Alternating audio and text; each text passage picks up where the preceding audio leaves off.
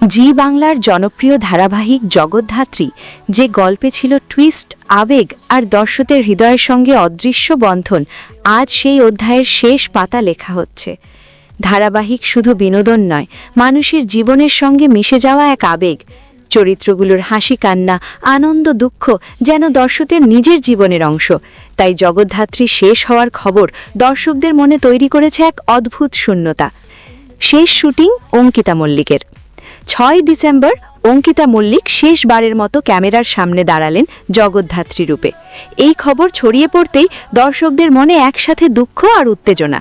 কারণ সবার একটাই প্রশ্ন, শেষবারের মতো কবে দেখা যাবে প্রিয় জুটি জগদ্ধাত্রী ও স্বয়ম্ভূকে একসাথে?